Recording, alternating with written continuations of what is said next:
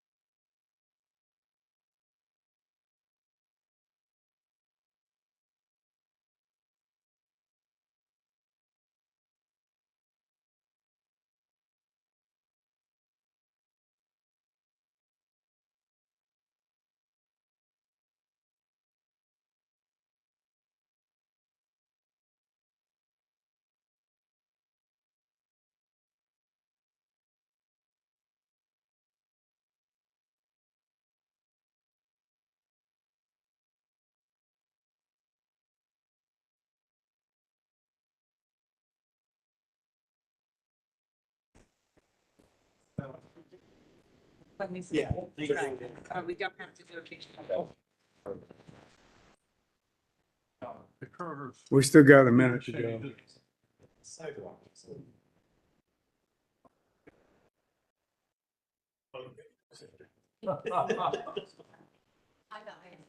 We're just like on the. So for the. I will. Yeah.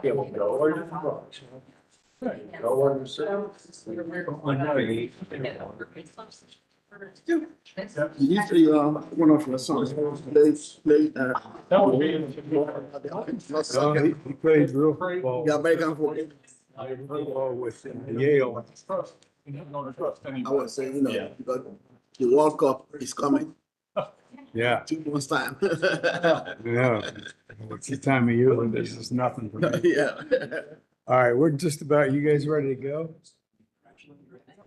Were you calling your bookie? I'm sorry. What? You're calling your bookie to Yeah, put a bet in? when the bombing starts, yeah. Yeah. Great is closed. Are we ready to go? We taped up? Who knows? We ready? Okay, I'd like to call the June 9th, 2026 Development Commission meeting to order with the Pledge of Allegiance. April 9th. And there is a flag. I pledge allegiance to the flag, of the United States of America, and to the republic for which it stands, one nation, under God, indivisible, with liberty and justice for all. Okay, case number 1 has asked to be tabled. The address is 181 Business Center Drive.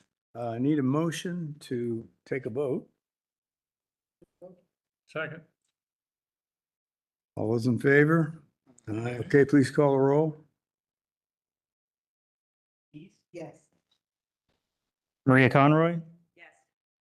John Ingerson, Cam Wukwe, Yes. Dan Fertelman, Chair Fitzpatrick. Yes, you are approved. They are approved. The table. Tabled. Or tabled. They're approved to be tabled. Table. Was that for Dewey? Yeah. No, that's for case number 1, which is Business Center Drive. Business Center Drive. Okay, now that being done, we will move on to case number 2. Z26-006, 1695 Dewey Avenue. Please see your supplemental packet for a limitation text dated March 24th, 2026, and 3 letters of opposition. The 2.29 acre site consists of one undeveloped parcel in the M Manufacturing District and the R1 Residential District. The requested LM Limited Manufacturing District will allow the site to be developed with limited commercial and less objectionable manufacturing uses as allowed with the submitted limitation text. North and west of the site are single-unit dwellings and undeveloped parcels in the R3 Residential District. East of the site is an undeveloped portion of a parcel in the M Manufacturing District and the R1 Residential District. South of the site is a recycling center in the M Manufacturing District. The site is within the planning boundaries of the Columbus Growth Strategy, which recommends industrial and warehouse uses for this location. The site is located within the boundaries of the North Central Area Commission, whose recommendation is for disapproval. The limitation text establishes use restrictions and supplemental development standards addressing building and parking setbacks, site access, and landscaping and screening. The requested LM Limited Manufacturing District will allow the site to be developed with limited commercial and less objectionable manufacturing uses as allowed with the submitted limitation text. The text includes appropriate use restrictions that are consistent with the Columbus Growth Strategy's land use recommendation. While the proposed uses are supportive, staff does encourage additional landscaping and screening that serves as a buffer from the adjacent residentially zoned parcels north, east, and west of the site. The city department's recommendation is for approval.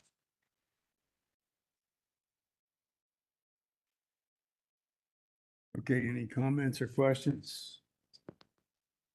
Dan, traffic, No traffic issues. planning? No additional comments. We're good. Okay, is there anyone here, is the applicant here?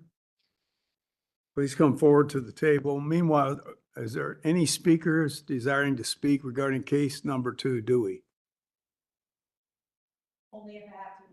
Only if she has to. Somebody must have something on you. Some photos.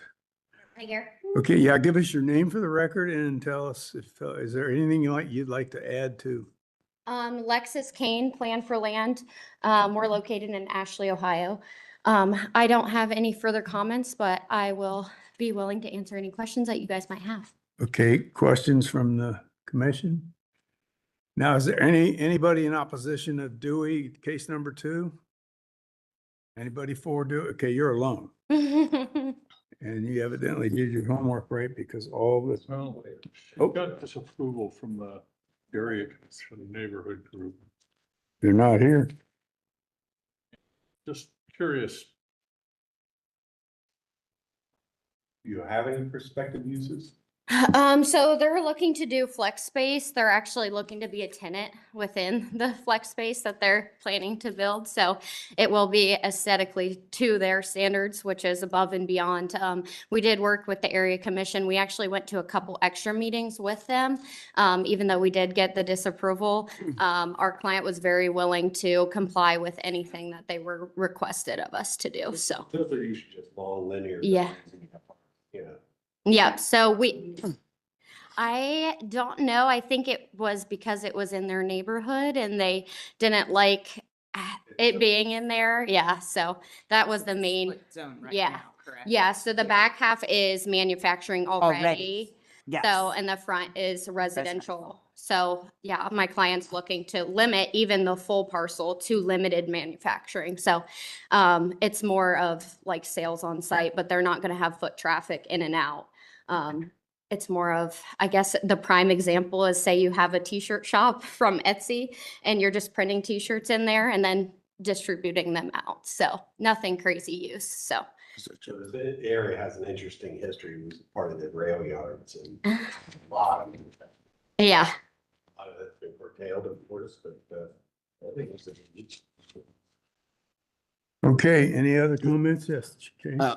The approval states here that you are being encouraged for additional landscaping and screening. How do you intend to do that? Yes, we are willing to comply. I think in the limitation text, we also added a fence as well because we originally had the fence only on the west side because it was neighboring to residential.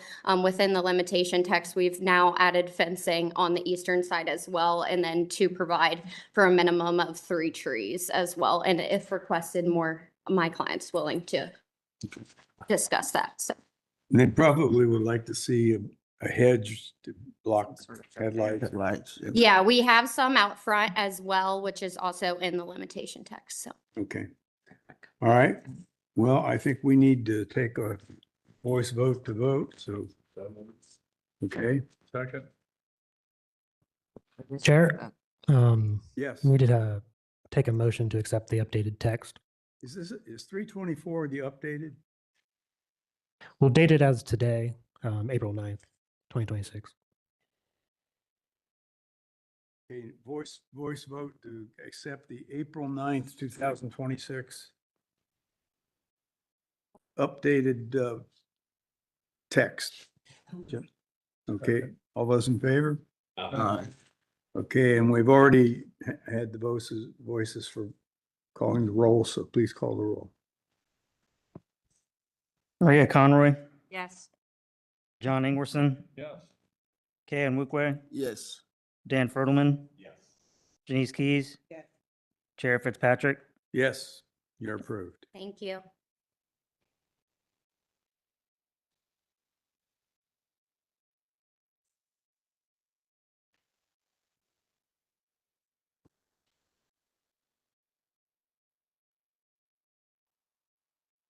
Okay, we will move forward to case number 3. Z26-011 7210 Long Road, not street, but Long Road. Please see your supplemental packet for an updated site plan dated March 24th, 2026, as well as building elevations dated February 24th, 2026. The 14.8 acre site consists of 5 parcels developed with single unit dwellings and multiple detached garages in the R Rural District, the RRR Restricted Rural Residential District, and the PUD6 Planned Unit Development District. The requested LAR1 Limited Apartment Residential District will allow multi-unit residential development. North, south, and west of the site are undeveloped parcels in the PUD6 Planned Unit Development District. East of the site is a multi-unit residential development in the PUD6 Planned Unit Development District. West of the site is a single-unit dwelling in the PUD6 Planned Unit Development District. Concurrent CV 26-026 has been filed to reduce the building setback along Long Road from 40 feet to 0 feet. That request will be heard by City Council and will not be considered at this Development Commission meeting. The site is within the planning area of the Southeast Land Use Plan, which recommends very low density residential land uses for this location. Additionally, the site is subject to the Columbus Growth Strategy Design Guidelines. The site is located within the boundaries of the Greater Southeast Area Commission, whose recommendation is for approval. The limitation text establishes use restrictions and supplemental development standards addressing maximum unit count, striping, site connectivity, landscaping and screening, and building design. The text includes commitments to develop the site in accordance with the submitted site plan and building elevations. The requested LAR1 Limited Apartment Residential District will allow multi-unit residential development. The text includes appropriate use restrictions and development standards, as well as a commitment to develop the site in accordance with the submitted site plan and building elevations. Although the proposal exceeds the Southeast Land Use Plan's land use recommendation, staff notes the proposal is consistent with Columbus Growth Strategy's guiding principles regarding providing a variety of housing types to support mixed income communities. Staff also notes the proposal is compatible with existing multi-unit residential developments to the east and west of the site. Furthermore, the request aligns with the city's objective of providing more housing in all neighborhoods. There is a pending traffic impact study with the Department of Public Service. Once any resulting comments are resolved to the satisfaction of the Department of Public Service, the City Department's recommendation will be for full approval. Therefore, the City Department's current recommendation is for conditional approval. Okay, thank you. Any questions, comments? Okay, Dan, traffic? The traffic impact study is currently under review. Once we reach an approved traffic impact study, there may need to be updates to the traffic commitments that are in the limitation text. Okay. Any questions? Planning? Planning has no additional comments. Okay. The applicant is here. Is there anyone here to speak? Case number 3. Long Road. Anybody? Nobody. Gentlemen, you want to add? Jeffrey L. Brown, attorney with Smith and Hale. Joe Thomas, Metro Development. As you can see from the aerial, there's a missing piece. There's multifamily to the east, multifamily to the west. We're filling in the middle piece. And as part of our discussions with traffic, we've agreed to do a shared use path that connects along Long Road and then turns to the other part of Long Road and goes all the way back to Portland Park, which is a city park there that has some fields as well as a playground. And you're going to do the walk all the way? Yes. Great. Okay, anybody have anything else to add to this discussion? All right, please give me a motion to take a vote. We need to include the updated site plan. And Okay. building elevations. The updated site plan is dated 3/25/26. Uh, Anything else? Site plan dated March 24th, 2026, and building elevations dated February 24th, 2026. All right.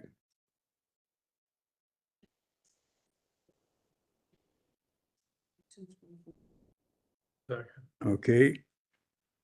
Janice, John. All right, please call the roll. John Ingwerson. Kay Nwukwe. Yes. Dan Fertelman. Janice Keys. Maria Conroy. Chair Fitzpatrick. Yes. You are approved. Well, that, you just accepted the documents. I think you now need to approve. No, the minutes. calling of the roll was the, Okay. Well, if you're happy, I'm happy. as long as you're happy. Sounds good. Thank Thank you you. very much. Okay. Case number 4. Let's get this timeline.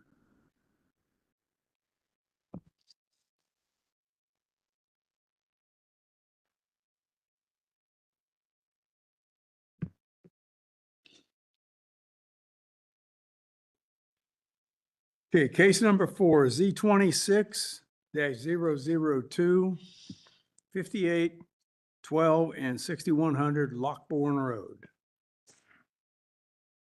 In your supplemental package, you would have found a letter of opposition that was recently received, as well as a letter from the Far South Area Commission, as well as Hamilton Township, expressing their concerns related to the proposed development. The 46.8 acre site consists of 3 parcels, 2 of which are undeveloped and 1 that is developed with a single unit dwelling, all zoned in the R Rural District within Hamilton Township in Franklin County. The site is currently undergoing annexation into the city of Columbus and will be zoned in the R Rural District upon completion. The requested LM Limited Manufacturing District will allow for limited manufacturing uses at this location. To the north are agricultural uses in the R Rural District in Hamilton Township. To the south is a single unit dwelling as well as a fire station in the R Rural District within Hamilton Township. To the east are manufacturing uses in the LM Limited Manufacturing District and M Manufacturing Districts in City of Columbus. To the west are single unit dwellings and a quarry in the R Rural District, R Rural and Excavation Quarry Overlay Districts within Hamilton Township. The site is within the planning boundaries of the Columbus Growth Strategy, which recommends industrial and warehouse land uses at this location. The site is located within the boundaries of the Far South Columbus Area Commission, whose recommendation had not been received at the time of the staff report was finalized, but their letter today did request that the Development Commission consider tabling this application. The limitation text establishes appropriate uses and includes supplemental development standards addressing building and building setbacks, traffic access, and landscaping and screening, as well as a commitment to develop the site in accordance with the submitted site plan. The Division of Traffic Management has indicated that it can support a recommendation of conditional approval for application Z26-002 at the Development Commission hearing, pending the results of a traffic impact study and the resolution of any associated comments prior to proceeding to City Council. Any additional commitments or access revisions may be necessary based on the results of the approved traffic impact study. The requested LM Limited Manufacturing District will allow for limited manufacturing uses at this location. Staff are supportive of the proposed uses. They are consistent with the surrounding manufacturing land uses in the area and with the Columbus Growth Strategy's recommendation for industrial and warehouse land uses. Staff can recommend full approval upon the completion of the traffic impact study and the resolution of any associated comments and the inclusion of any necessary revisions or text commitments based on those results to the satisfaction of the Department of Public Service. Therefore, city staff's recommendation is for conditional approval, and I'm happy to answer any questions.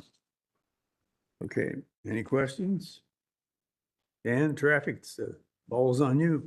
Nothing to add to the staff report. How long will it be till that traffic study is completed? We have not yet received the submittal of the study, so once it's submitted, then we'll review it within our typical timeframe. Okay, and have you actually seen it? What's your opinion of where it looks like it's going? We have not yet seen the submittal. Okay, okay. Chris? Planning has no additional comments. Okay, is the applicant here? Any speakers want to speak tonight? A very disciplined group. 3 speakers, 3 minutes each. You know the drill. Okay, give us your name for the record. Sure. Thank you, Chair. Jesse Shamp with FBT Gibbons on behalf of Trident Capital Group. And I am Scott Kelly with Trident Capital Group. Okay. Thank you, Chair. We generally don't have any comments on the staff recommendations. We just like to clarify again that at this stage, we're merely seeking the rezoning of the land. We're also simultaneously going through the site compliance plan. I believe our traffic impact study is slated to be finished in early August, roughly. My client remains committed to adhering to the recommendations of the traffic impact study and working with city staff on final site plan development as we move through that process. I think some of perhaps the confusion at the area commission was conflating the rezoning with the the conceptual site plan that we sort of presented as a courtesy to show a proposed use. And of course, you know, the history of the open blank check that you have to hand to the traffic commission that tells you what you want to do, and you say, yes, sir, we'll do that. That's right. Otherwise, you come back here and start over. Right. Okay. Anything else you want to add to what your plans are on this? Nothing more at this point, unless there's any more questions. Okay, let's bring the speakers up and then we'll call you back up if we need questions answered. Who would like to be first speaker? Area Commission would be first if there's an Area Commission speaker.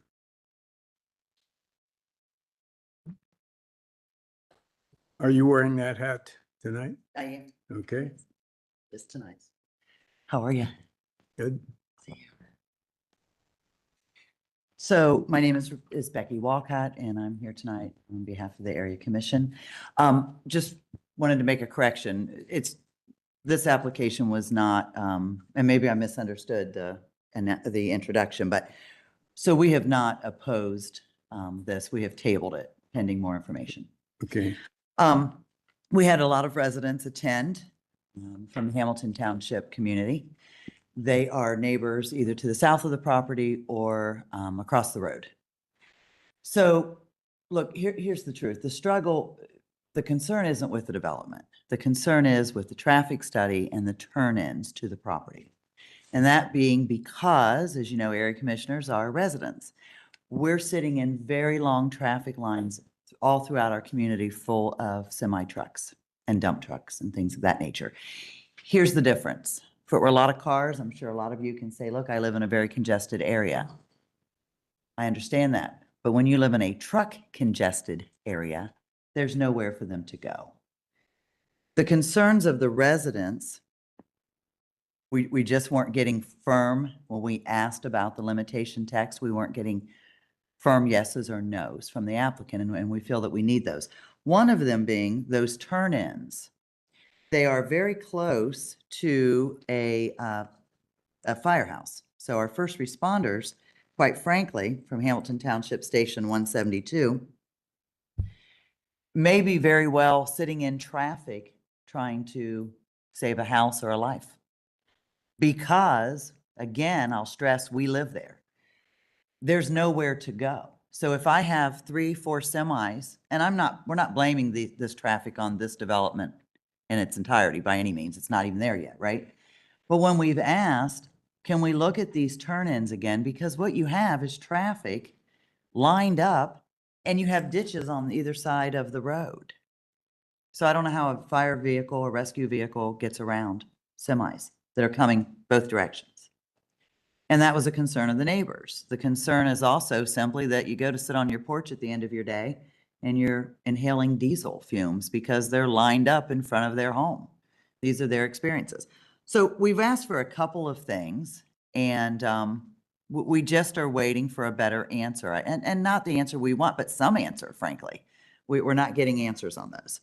And again, they brought up some very good concerns with regards to the headlights of the vehicles. Can we get some mounding, some denser screening, if you will, green screening for these residents who, you know, these homes are their single biggest investment that they'll make in their lifetime.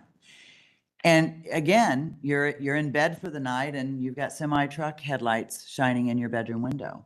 I mean, that is one of the residents, is exactly what's going to happen. We need better answers.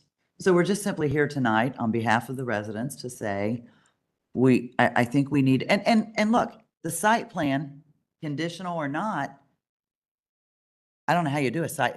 These properties aren't built yet, but they're also not leased. There's a parking lot suggestion at the southern part of the property that will be a really big, make a huge impact on that one resident. And again, we don't even have anyone leasing these yet. So I don't understand why we can't even consider moving them around. And that's what we're looking for today. All right. And our action, just so everybody understands, our action is to choose whether we think this proposed use is appropriate or not appropriate. Mhm. We don't want to know about the window frames and the Right, I screen understand that. door. It's that simple. Is it appropriate or is it not appropriate? When it's just an outline of a lot and the traffic study's not in yet, Exactly. you came the right night, because whatever the traffic engineers say, they pretty much have to say, oh, good, we sure, we'll pay for that. Mhm. And I'm the aware. road that exists now may well be better serving you after the construction, because they're going to be forced to put in a third lane, and so traffic can go around and it doesn't stack up so much. We're hoping for that. And but I we don't. think, given that the area commission has spoken, it's not outrageous to say we expect mounding or a hedge along the front to block out headlights of trucks, not just cars. They're down here, but trucks. Mhm. And maybe a combination of mounting and lights. Combination, yes. So Especially for that most southern property, residential property. I don't know where these properties stand with sidewalks, but They do not have. if you have a direct drop to a swale alongside of the road, they may well come back and say, this is a big enough piece of property that we want to set the record straight and start doing things that can be acted on as time goes forward. We certainly Put welcome culverts that. in there and backfill them so that you don't have a tip over kind of Yeah. of dynamic. You have a flat space, and a sidewalk would be very safe. So who can argue against that? So we're not there yet. The traffic report will come out later. If the applicant says no, we ball it up and they come back here and start again. Mhm. Otherwise, they take out their checkbook and they say, how much do we need to pay you? And let's do it. And it'll be documented. Mhm. Okay, now let's hear from our other speakers. Great. Thank you.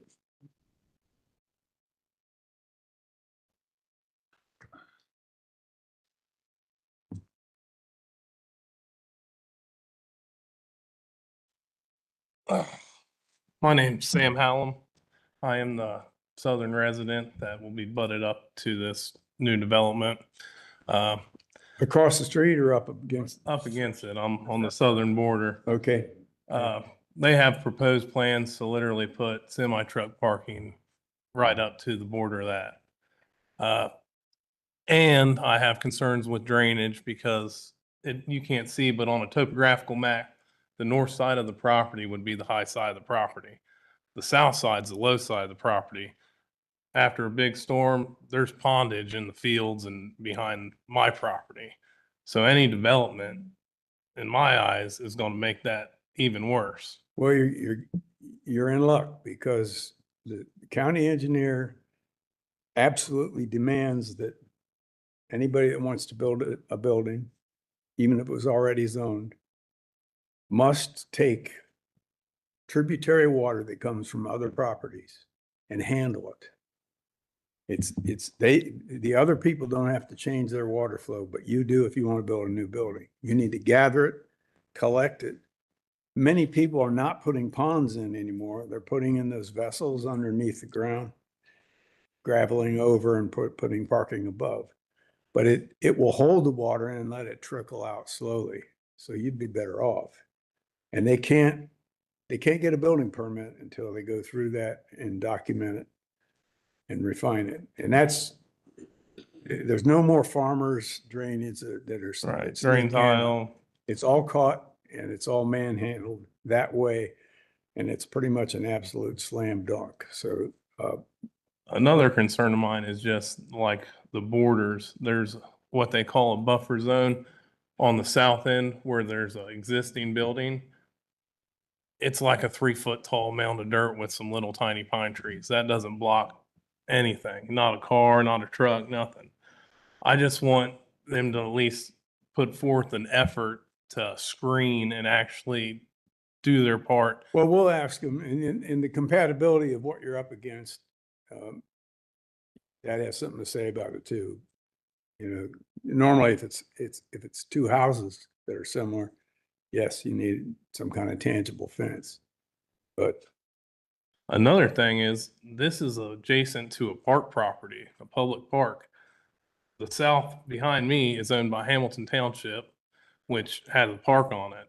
If they have a truck parking lot 300 feet from a public park that people can just walk from there to there, I don't see that being safe for my kids to go play there, let alone anyone else's. well, when you have kids and you have manufacturing or a truck park, you put a fence. That's something else I'm asking for, is Yeah. them to at least put a fence down that border. That way it's not a thoroughfare for people walking through. And something else I'd like to say is we have a letter from the mayor of Obet's coming. There's $1 billion development coming within a mile down the road of this. It's supposed to be a walking district from where people can walk from their houses or their apartments straight to stores. And they're also in disagreement with the turnout onto Lockbourne Road. Same with the township. If it's something for fire access, I wouldn't see why they couldn't put a fire gate there for emergency access, but keep the trucks from turning on the Lockbourne Road. I know we're waiting on a traffic study, but it's something that it seems to be across the board. No one wants to deal with the trucks coming out to Lockbourne Road. Okay. So that's basically all I got. I'd just like for them to put in a little bit more effort to be willing to work with us before the zoning decides on their decision. Okay. Thank you much. Next speaker.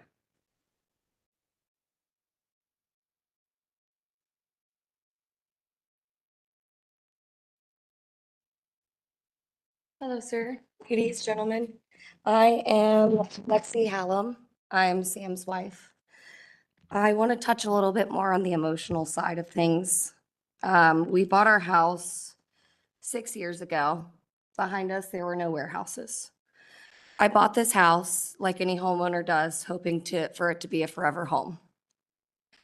I think it's great that Columbus is growing, and I don't mind someone building next to me. However, with having 2 children, my oldest son being autistic, we're already dealing with a lot of negatives from the warehouses behind us. The trucks backing in, the shaking of the home when the trucks are loaded and unloaded, my son not being able to sleep tonight, us not being able to sleep throughout the night without waking up at least once. So my request is that if we are zoning and building, and I have a checklist as well, and I sent a couple paragraphs over. My big concern is going to be a barrier, along with hopefully fencing on top of that barrier. I'm hoping, 8 to 12 foot. Privacy for me and my family and my children are the biggest things for me.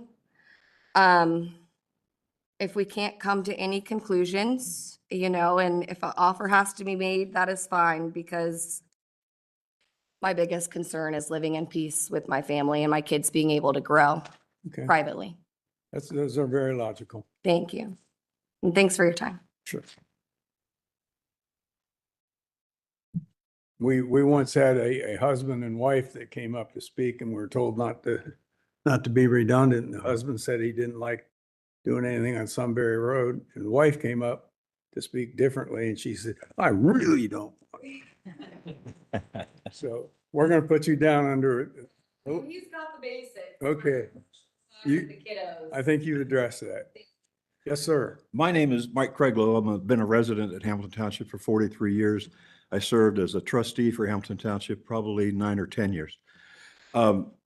My main concern is 2 things. The traffic, if there is an exit and entrance off of Lockbourne Road, any truck that comes out on Lockbourne Road is either going to go down to State Route 317 or up to Roar Road. And both of those roads will take you to the interstate, to 270, over to 71. So any truck that comes out on Lockbourne Road is going to end up on a road they already have access to. I think it's Collins Road that runs from the north end to the south end. That's the main truck route. And by a truck coming out on Lockbourne Road, all he's doing is avoiding Collins Road, but he's going to end up in the same place. So probably 99% of the trucks that come out of there will end up on the same road they end up on now.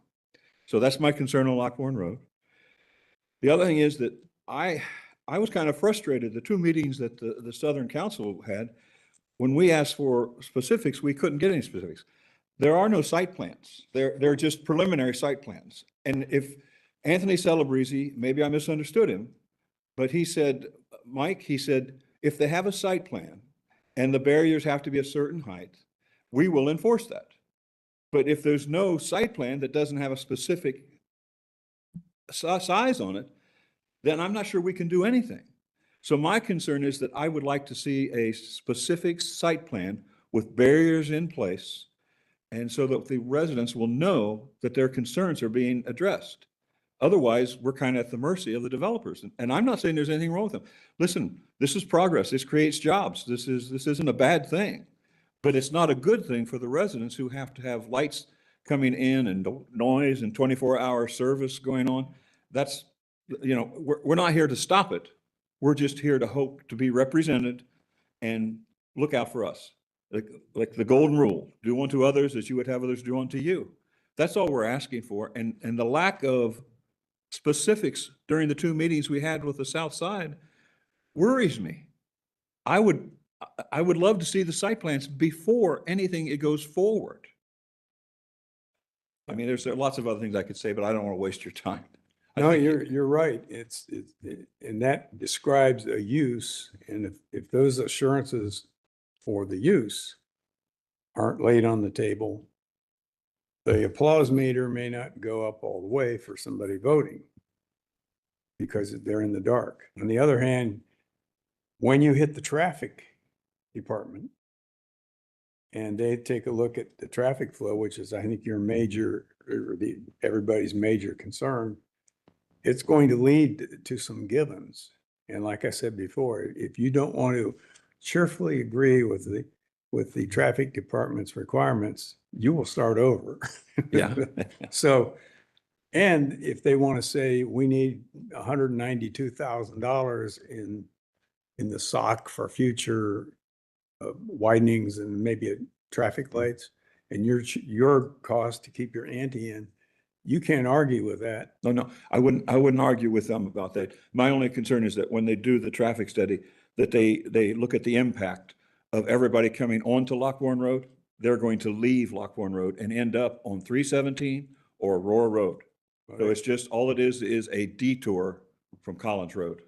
The only one in here with a tie on, except for a lawyer, is your Okay. man. He's your man right there. Well, I have nothing but And they're- respect for I mean, those well, they've people. been through this many times and they understand. Right. I wouldn't tell them how to do their job. Well, it is significant that you have an industrial type use or commercial type use, somewhere in between, Right. next to residential or future residential. Right. And all logic says there's some sort of a real buffer between there and a safety line. So no little kid wanders over and gets run over by a Right. truck. It's a given and nobody debates it. So I think that wouldn't be hard to put up just as a standard before this goes to, is it appropriate or not appropriate? Because anything that happens there that is not another Right. housing development will probably need those kinds of configurations. But am I correct in assuming that without a specific site plan, it can be changed? If it's on the site plan or if it's in a text, it has to be adhered to. Right. If you, And the preliminary site plan does not count. It has to be a final site plan, correct? the site plan that goes in for the building permit application, so Right. it should have a text, a generalized text that said you will have headlight screening for cars and trucks. So if you have a parking lot and the truck turns and the light goes over there and lights up somebody's house, that tells you landscaping needs to be high enough for the truck lights. Right. It's And would the truck- residents have a legal right to complain to the city of Columbus about that? I don't know about the legalities of it, but I think they got a logical right to. Yeah, if you have a zoning request that has a site plan as part of it, that goes to city council in an ordinance and it's approved, that's binding. And therefore you would have recourse through code enforcement. Okay, and that site planning, again, that comes up, that's very important. Right. So there's You different, do not have a site plan, correct? you're looking at what we have right now. A preliminary site plan. I wouldn't call it a preliminary. I would call it a zoning site This is plan. not a site plan? We didn't think so either. This is a site plan, guys, but I'm not going to argue about what it is, but it does not show much. So. Okay. And Well, like I said, I don't think want you basically are touching upon the word table. When we often do not know what the traffic solutions are going to be when this kind of evening comes on. Because we move faster than the traffic people, and you may have ODOT, you may have a state of Ohio, you may have county. You have a lot of big fishes in that discussion. Right. Takes a while. I just want to feel confident that the residents will be taken into consideration. And my worry is that without a specific site plan, they don't have to. That's my concern. Well, And there's ways of handling. One thing is the limiting text. Limitation text. And in that, I've read their limited.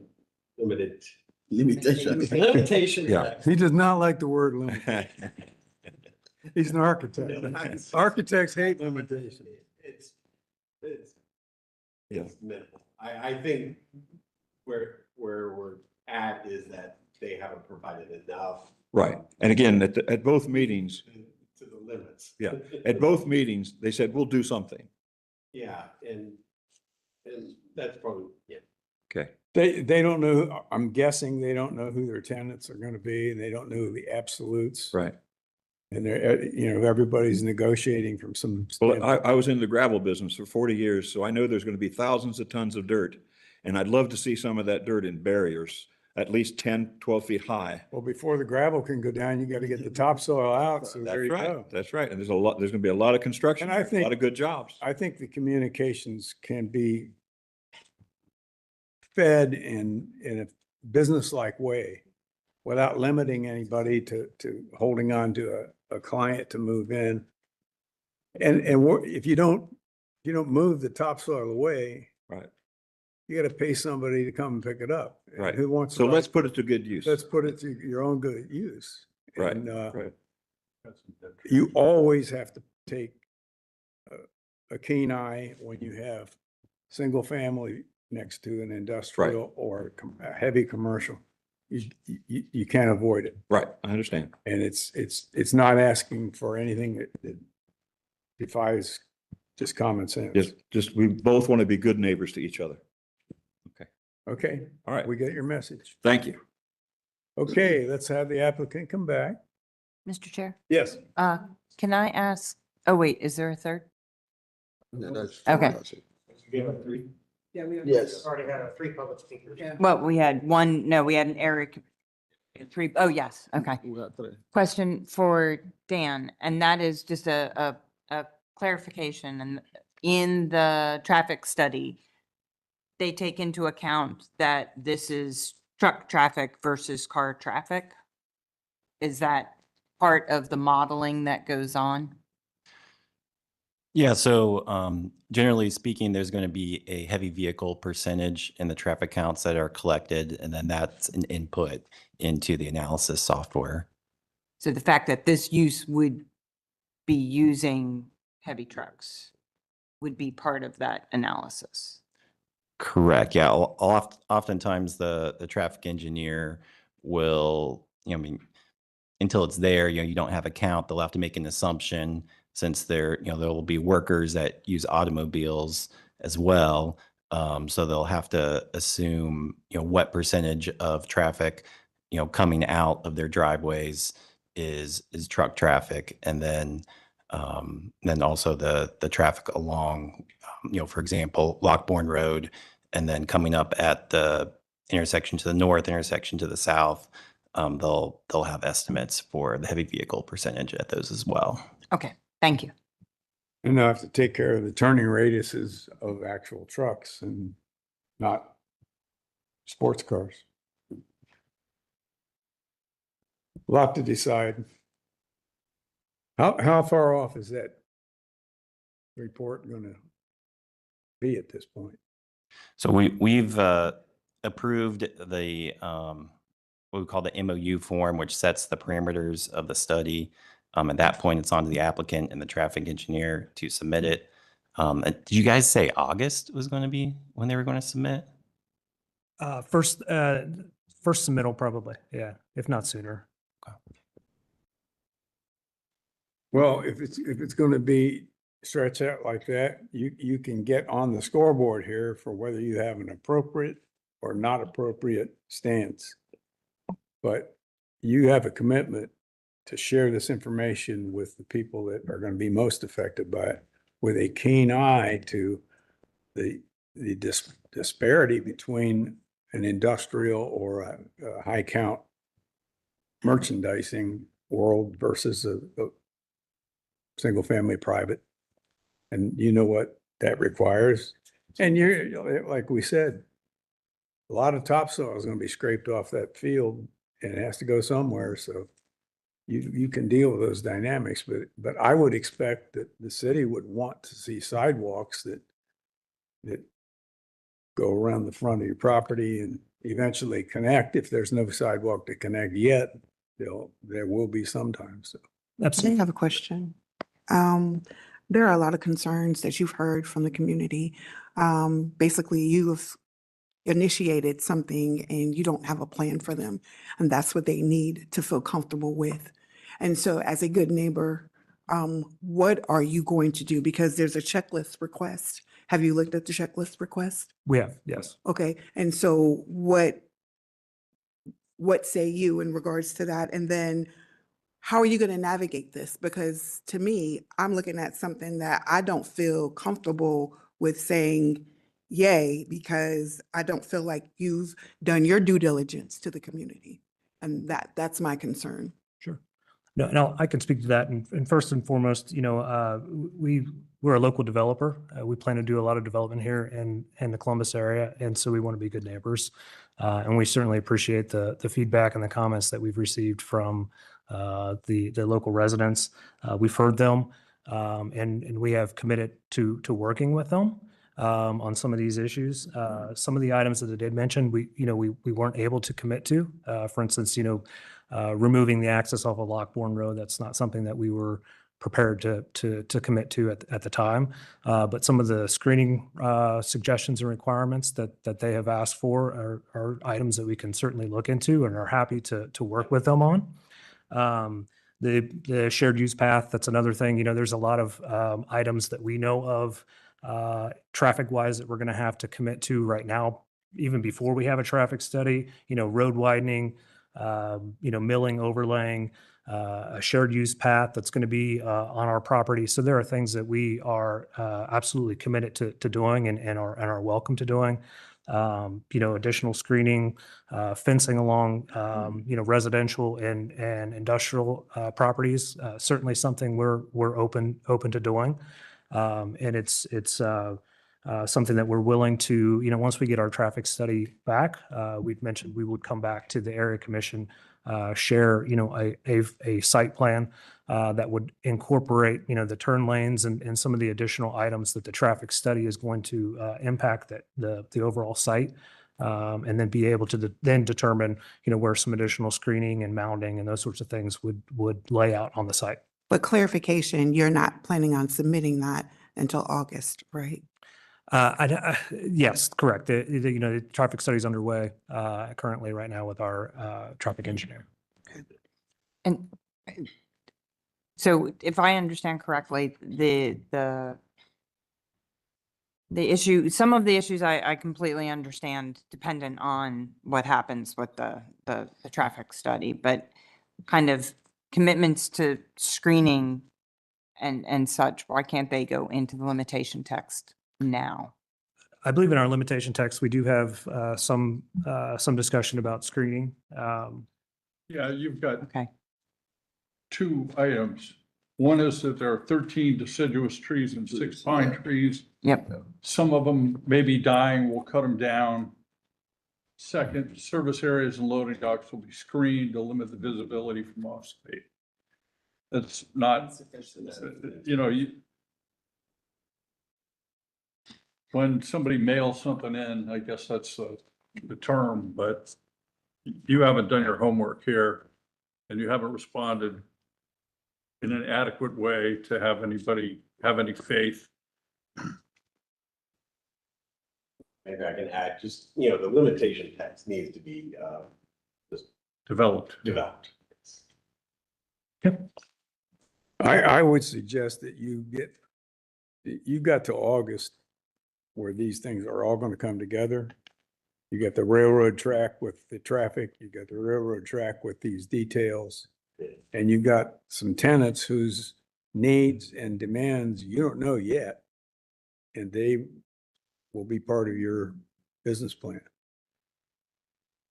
If I could jump in, and I would offer that you can provide planning with any, proposed screening, and I would take a look at Columbus Growth Strategies industrial design guidelines that speaks to screening standards for this use. I'd say that's probably a good starting point.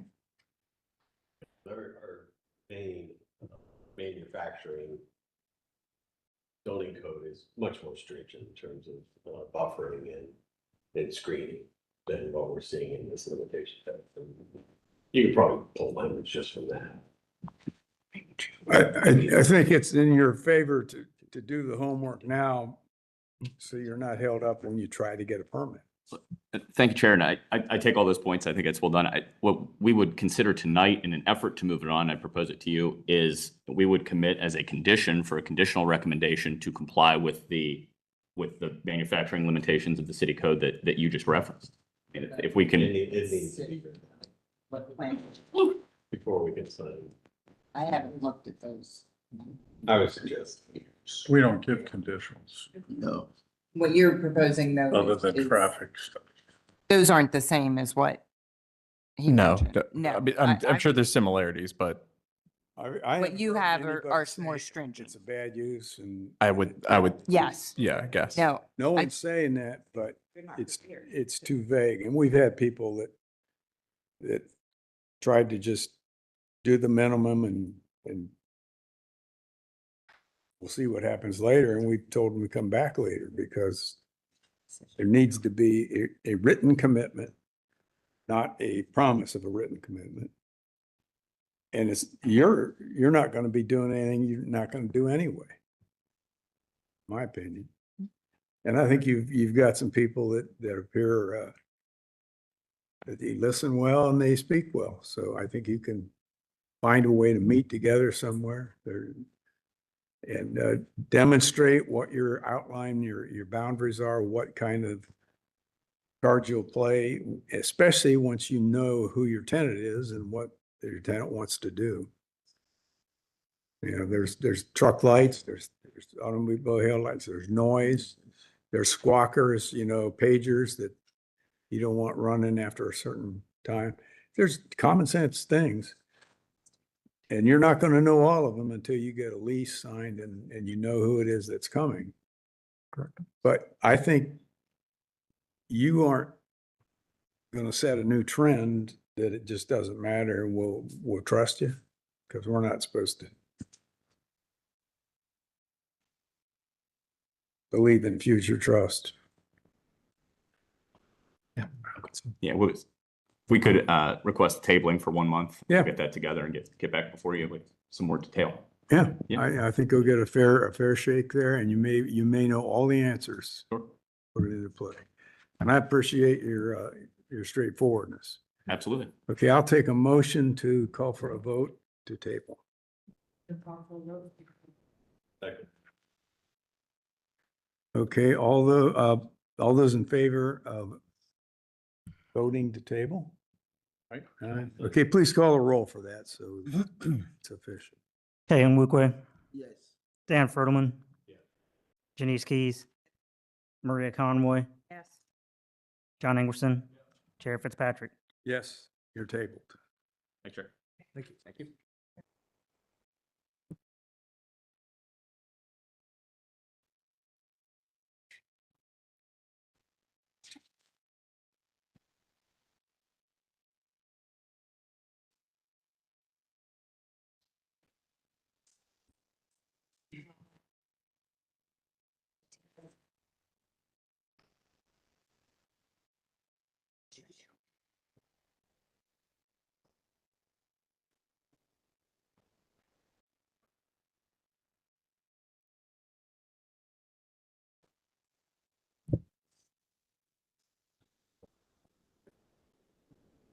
Okay, let's move on to case number 5, Z26-003 at 4559 Knightsbridge Boulevard. In your supplemental packet, you'll find the standardized recommendation form for the Northwest Civic Association stating their conditional approval based on 2 parking conditions.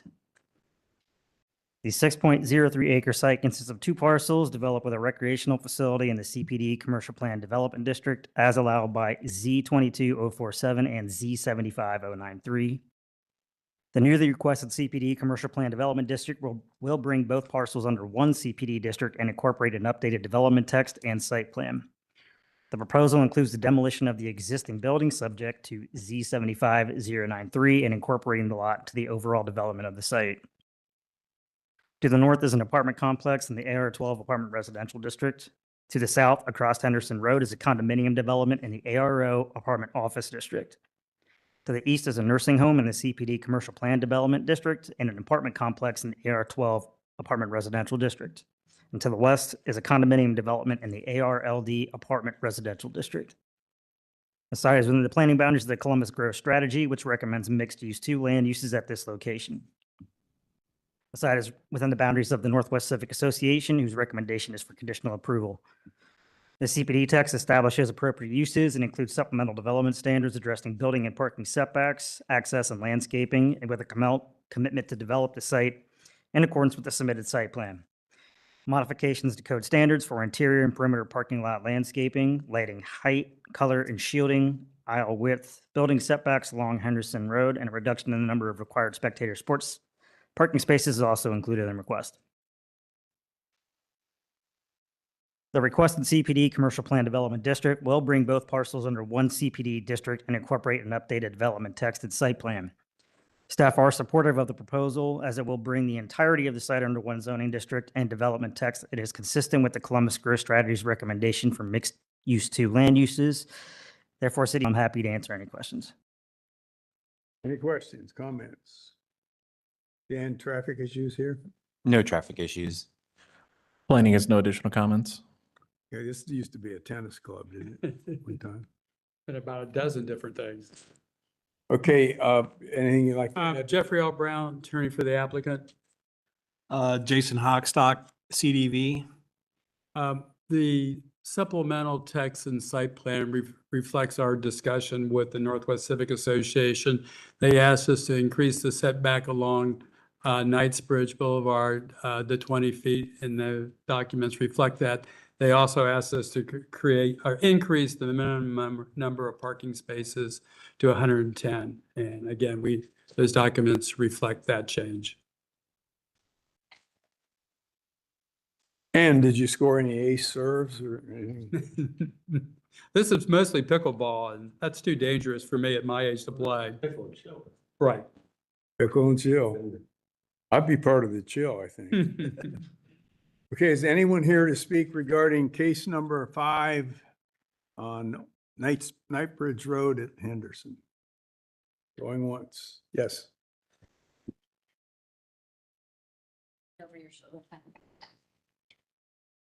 Monica Tuttle from Northwest Civic. Everything stated reflects our conversations with the applicant. We're in support. Okay, great. Okay, any other questions up here at the table? Got the senior housing right next to it. So. Yeah, but how long does it take to get to Riverside ER from there? I broke my bone just going down my stairway at my office. You don't even have to be diving for a ball. Okay, I need a motion to take vote on. Oh, do we have to accept the change? Oh, you have a new date? Yeah, that's updated. No, I don't have the updated document, so I still will need the updated text and site plan that shows the setback, but we can do that after this as long as it's incorporated. I sent it to you. Right, I don't know if I have it, but I'll have to double check, but we will make sure that those changes are reflected in the final documents before this goes to city council. Would you want to put today's date on it? Just okay. We do. Now he has an actual copy. Are you, okay, you good? You good? Yeah. All those in favor of taking the vote? Aye. Okay, please call the roll.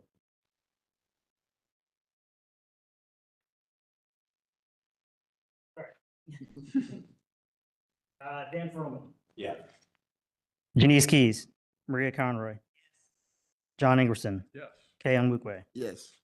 Mayor Fitzpatrick. Yes, you're approved. Thank you very much.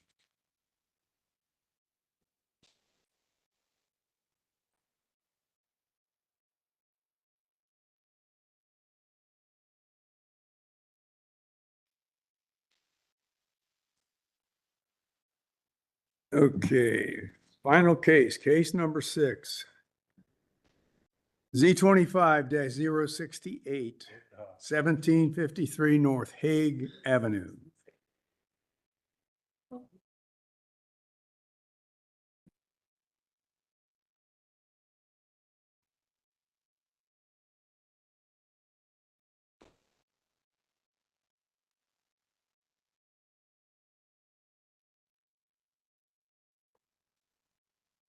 Please see your supplemental packet for an updated staff report, updated limitation text dated April 9th, 2026, landscape plan dated March 19th, building elevations dated March 18th, and West Scioto Area Commission's recommendation for disapproval.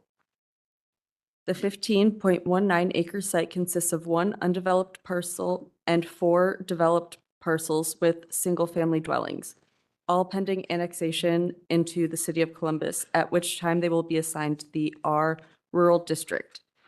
The requested LAR1 Limited Apartment Residential District will allow a 296-unit multi-unit residential development.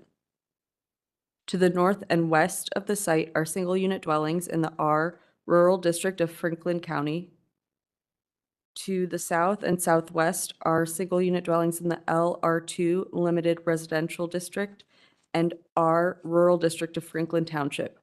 To the east, there are single-unit dwellings in the R Rural and LI Limited Industrial Districts of Franklin Township and a pending rezoning from the R Rural District to the AR1 Apartment Residential District.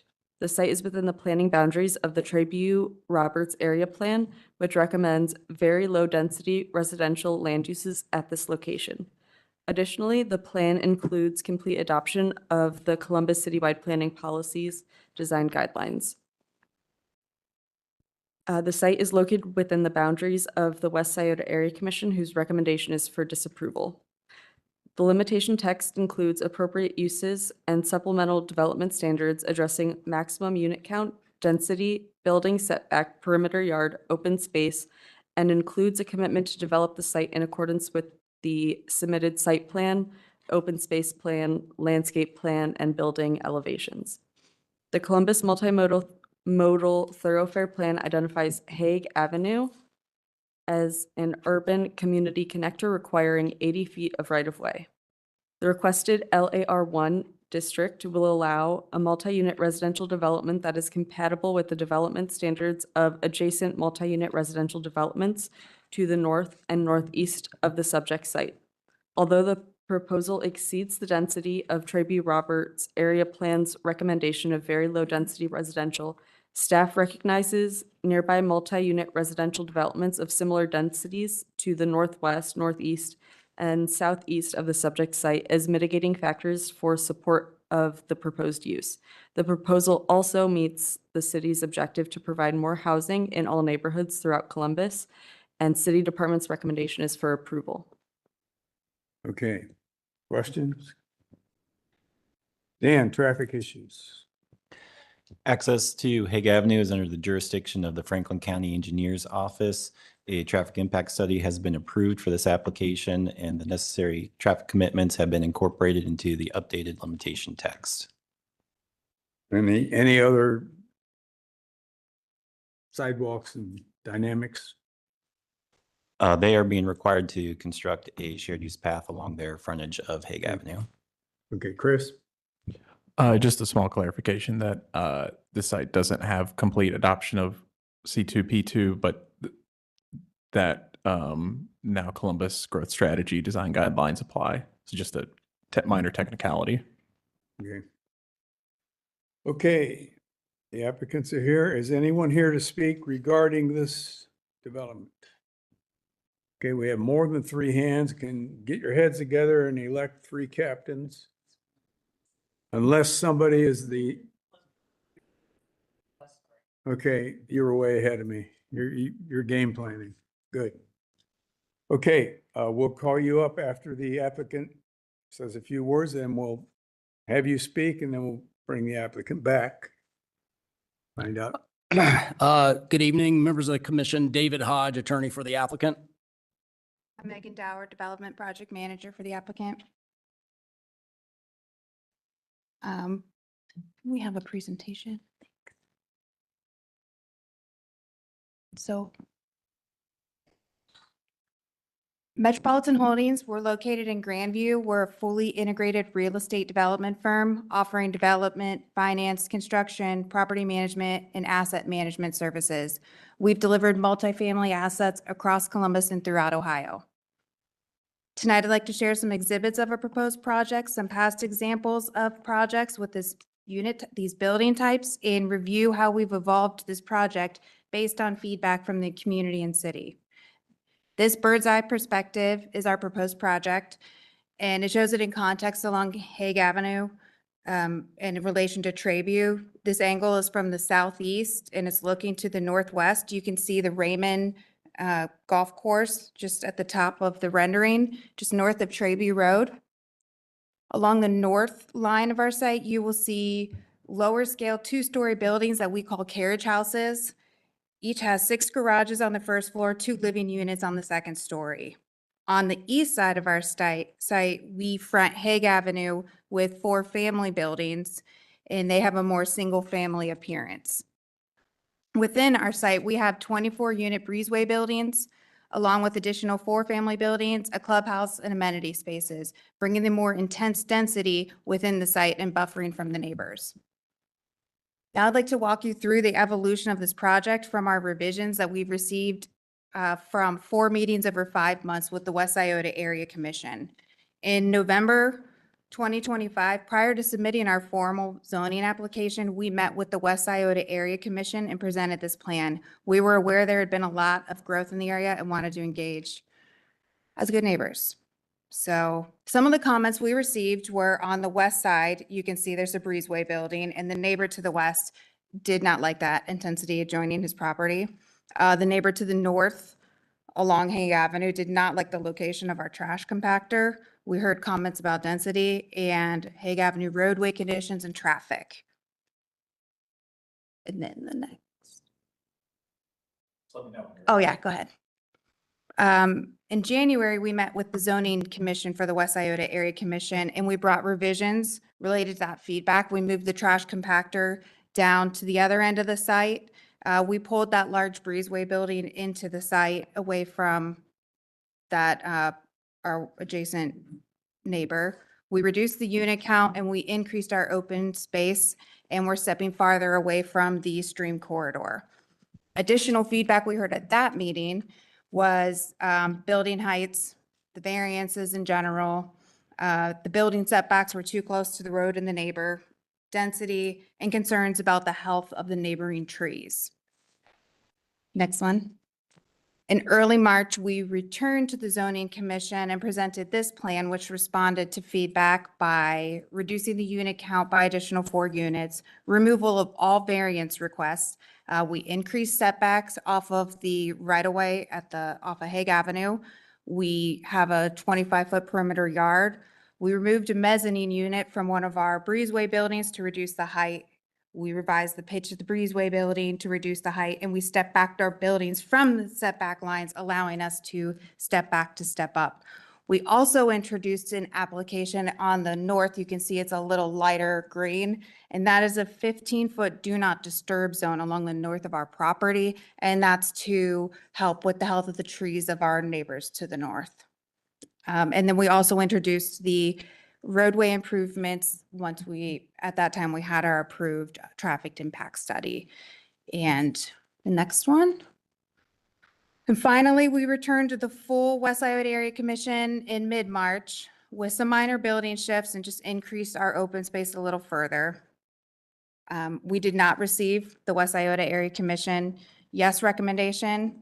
We do, however, think that the comments were really meaningful for our project, and we are grateful for the community and their feedback to us, because we in turn do have a much better project. So we appreciate that. The next one.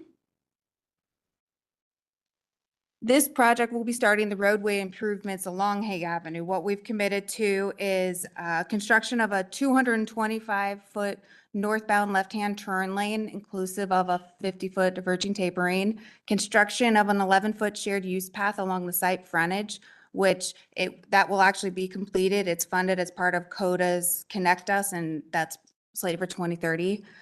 We have a significant monetary contribution to Franklin County's Trabue-Hague intersection improvement project, and will be brought up to the Franklin County standards of 11-foot travel lanes. All right, next slide. I wanted to share, oh, and this is our open space. I apologize. We went from 35% open space on the site to 43% open space on our site.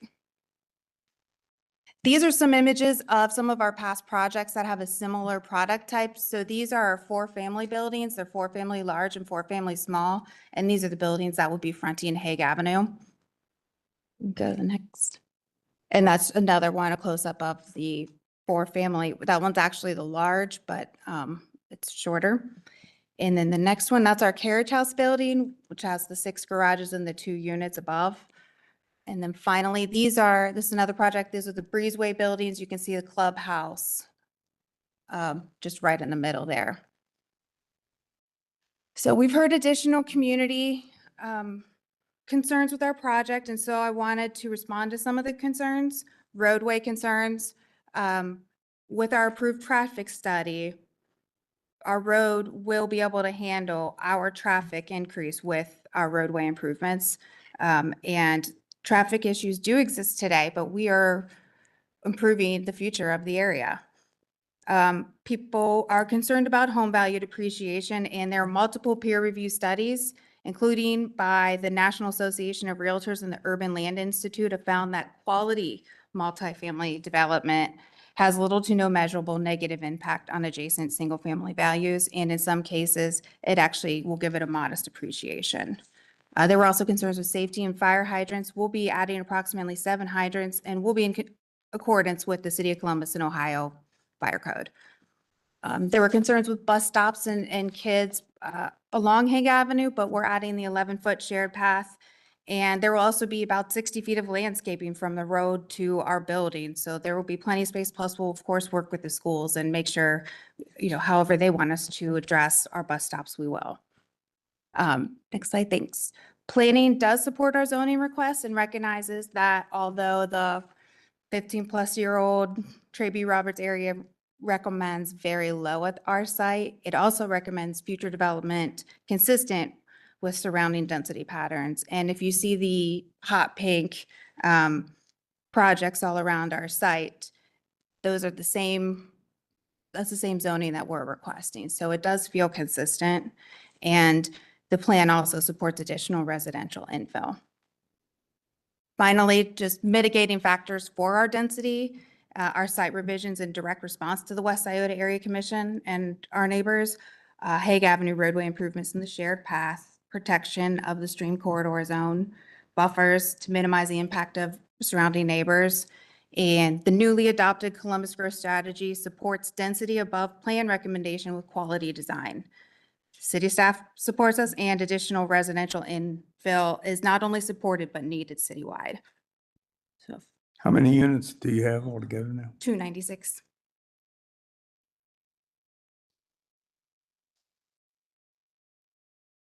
Okay, any comments or questions? Dan, any traffic wisdom? We already discussed traffic. Did you want me to repeat it? Just, you haven't heard anything new that shakes that up? No. All right. Okay, we're gonna have our speakers come up, and then we'll bring you back. Area Commission first.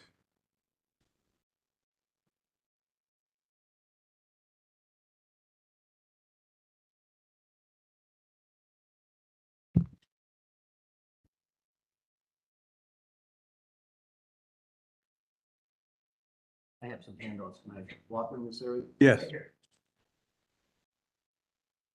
Give us your name for the record too as well. My name is Nick Newland. I'm with the Air Commissioners. Okay.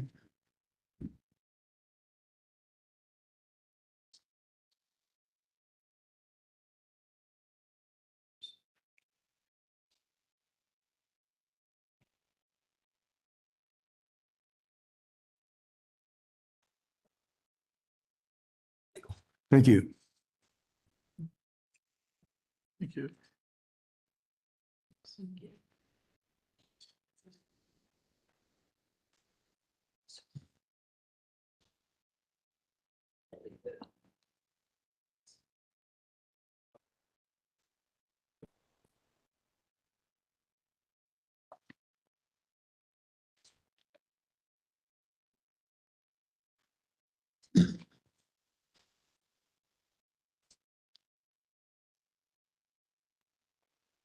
Okay.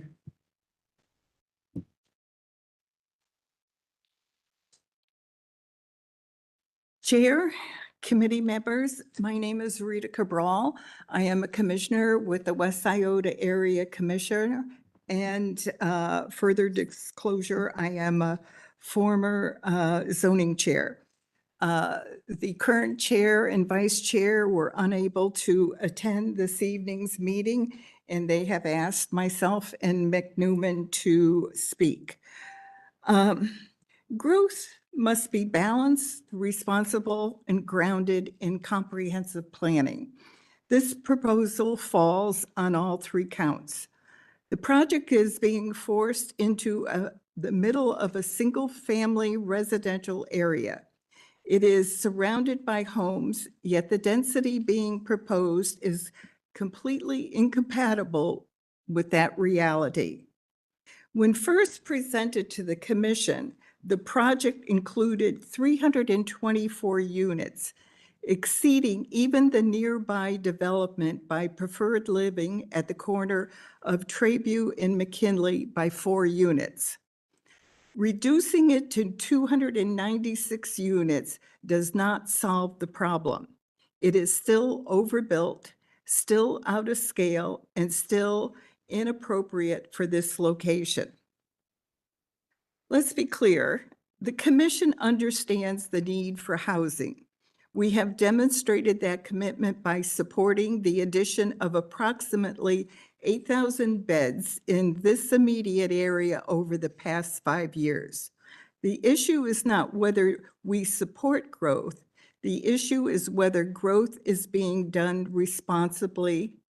This proposal is not. Currently, this property is zoned residential, 1 unit per 5 acres. We have made a reasonable, measured request. Align the development with the existing character of North Hague Avenue at 12.5 to 15 units per acre. That is not an extreme position. It is consistent with the surrounding neighborhood. Metropolitan Holdings has refused to meet that standard. Instead, the developer is attempting to justify this density by comparing it to Treview Road. That comparison is misleading and unacceptable. The Columbus multimodal thoroughfare plan clearly distinguishes the two roads. Treview Road is a 120-foot suburban commuter corridor, while Hague Avenue is an 80-foot urban community connector. These are fundamentally different roadway types with different expansions for development intensity. Ignoring that distinction is either a misunderstanding of the plan or a deliberate attempt to bypass it. Hague Avenue is a step-down corridor. It is meant to transition into single-family neighborhoods, not overwhelm them with high-density development. Placing a project of this scale here directly contradicts the intent of the city's own planning framework. We have met with zoning team and the intent is North Hague Avenue remain at a lower density with a maximum of 15 units per acre. This proposal will add approximately 500 more residents and a significant number of additional vehicles to an already congested corridor. Traffic is already a problem. Emergency response time are already strained. Police, fire, and EMS services are already under pressure. Yet there has been no credible presentation to address these impacts. So the question remains, where's the infrastructure? Where's the investment in service? Where's the accountability? Approving this project in its current form would set a dangerous precedent, one where established plans are ignored, neighborhood character is dismissed, and infrastructure limitations are overlooked. This is not responsible development. This is overdevelopment. Thank you. And Mick has some information. I prefer graphics and pictures. I'm an engineer. First of all, with the discussion of by the developer that this development's been need to be compatible with the neighborhood. I just want to emphasize, these buildings have a roof height of 25 feet, 30 feet, I'm sorry. These have a height of over 40. These are approaching 45 feet, all the big ones. And this is all residential. So it's not. Next, we go to the slides. Which one do you want? We have the membership department. You had a presentation on that? Yeah. I wasn't there. Oh, I'm sorry. You're gonna have to wait a minute. Well, okay, why don't you just go back to.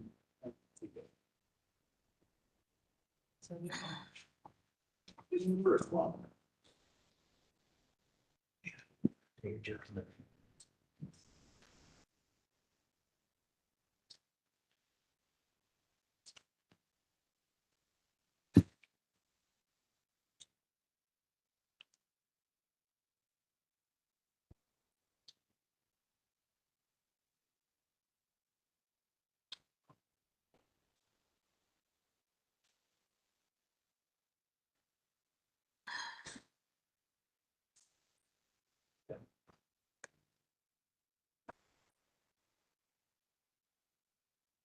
Those.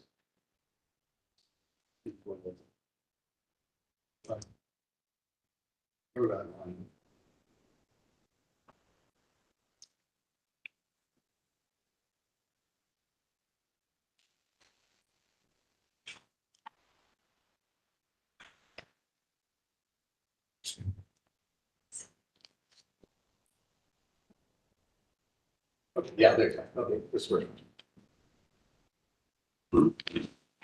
So I think it's important that there was a sand reef. There was a study done, the Crazy Route Through the area plan. And the intent was to be consistent with the area. And that intent was to try to keep units, 15 units. 15 units per event. Set up a long-standing plan, as we think. You can see the area, it's moving. It's not Crazy Road. Yeah, Crazy Road, high density. As we mentioned, we approved 7,000 units on Crazy Road. That's where it makes sense. We're all for it. And it's going to enhance our neighborhood and help the city grow. Next, please. Again, this is part of the plan. They were suggesting 2-level. And again, another thing we're not getting is any commercial. With any of the 8,000, 7,000 units added, we've got 4 little businesses added. Another major problem. We don't have any emergency care. We don't have any grocery stores. It's just another side topic. That is the plan. At Johnny's, still got Johnny's. We're happy with it. And they remodeled. Next, please. So here we are. I'm going to picture this is it. Residential, residential, residential. Up here on Trayview, major development, quarry, all along here, 3-story apartments, nice developments, gonna be great house. Down here, residential. Next. And here we go, compatible. Ranch homes are all around us area, across the street, the one to the south, one to the north. These are gonna be 25-foot up to 45-foot heights for all the buildings. It's just.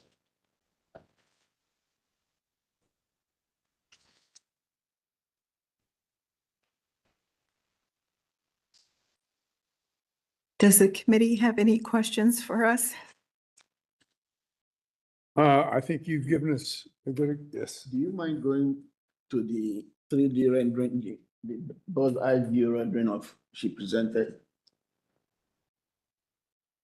The first bird's eye view. There. Based on your presentation, could you use this to? Yeah, and it's another great perspective of the whole thing. It shows how large the units will be. And again, you can see this.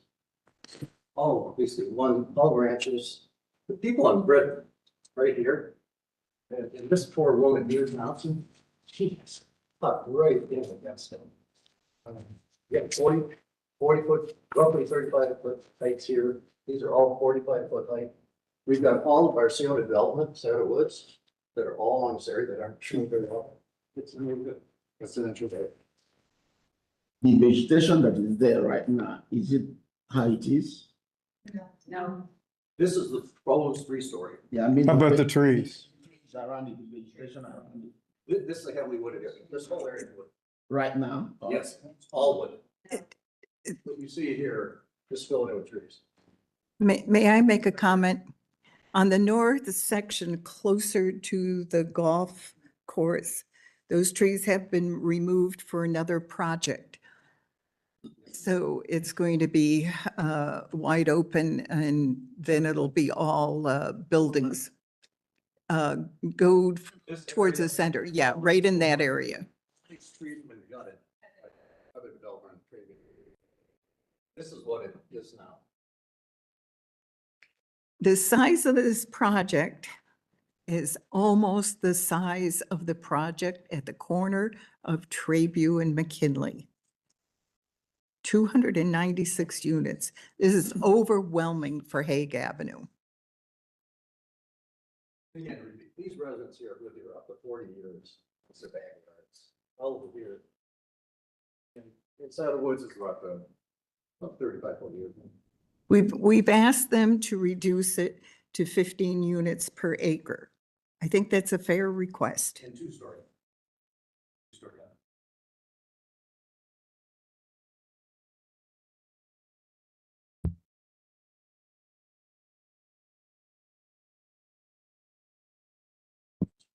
Okay, I think we've got your message in your optical, not many words, but good pictures. I know.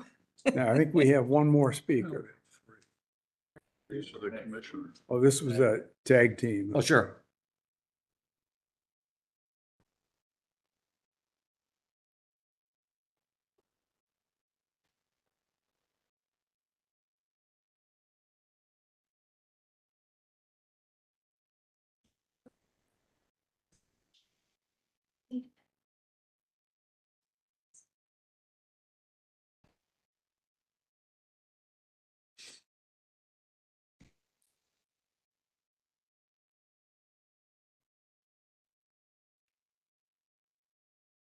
Good evening, esteemed commissioners, applicants, and residents. We appreciate the opportunity to bring our concerns before you. Existing residents of our neighborhood have shown. Can we get your name for the Oh, record? absolutely. My name is Angela Tamponi. Great. Thank you. Existing residents of our neighborhood have shown a remarkable and sustained level of commitment to getting this right. Oh, sorry. Thank you. Did you hear anything or shall I start again? You good? Okay. We have been overwhelmed by the sheer number of applications for one singular type of apartment complex, and that is these stacked flats, walk-ups, to the exclusion of all other types of building products, all other types of housing types. Mr. Hodge has had a heyday taking over our neighborhood for the benefit of the very few and to the detriment of the local residents. The city has given such latitude and discretion to developers, and significant mistakes have been made by the ramrodding of these projects in the interest of achieving numbers fast without a comprehensive plan. We need a more holistic approach, and so far we're not seeing it. I'm not here to talk about big bad developers. We understand their motivation. It's up to us to restrain their appetites and guide development that works for the people and creates neighborhoods that people want to live in. The trajectory of the development of this neighborhood has so far been the opposite of that. This application should have been stopped dead in its tracks, and yet here we are. What's notable and disappointing is that the developer and city planner have drawn false equivalence between this application and other applications on main corridors, Trayview Road in speaking. So you've heard, I won't be redundant about that, but it is notable and very disappointing. As you know, our area commission has approved 8,000 beds in our area or units in our area. This is a place we call home, and it is being oversaturated with this one type of product when there are many, many other choices available. We understand the neighborhood's going to look different, but we would like it to be different and yet not hideous. There are many excellent developers and builders who would be an ideal fit for this site. We would welcome them. And they include, but are not limited to, these are just off the top of my head, D.R. Horton, Ryan, K. Hovnanian, Miranda, Today, Epcon, and many others. Where did that come from? Oh, okay. Well then, may I close at least to say goodbye? Okay. All right. While our citizenry has been fully engaged in the process, residents have been sidelined, and we must not be a casualty of this process. We implore you, you're our last best chance for common sense to recommend no for this application. Thank you very Thank you. much.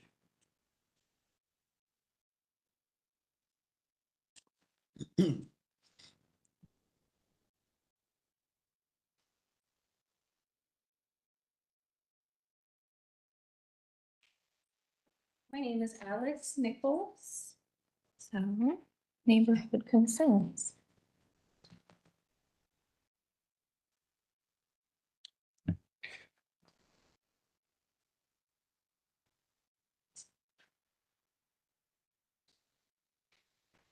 Good evening, and thank you, Commissioners, for your time and attention to this and the many other difficult matters that come before you.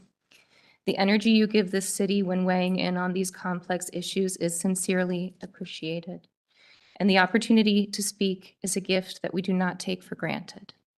My name is Alex Nichols, and I'm here to speak for the members of the community who are opposed to the rezoning of 1753 North Hague Avenue to LAR1 apartment residential.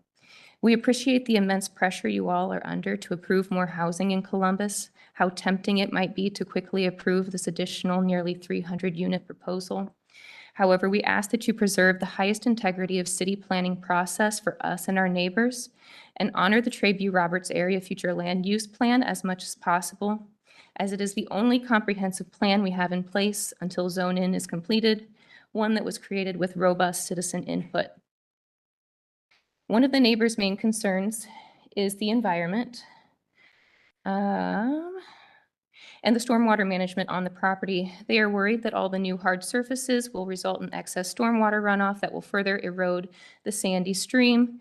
Concerns about when the core samples were taken has also been raised. A neighbor mentioned yesterday while walking the spongy ground on her property with me that the core samples for this project were collected last August during the 6-week drought.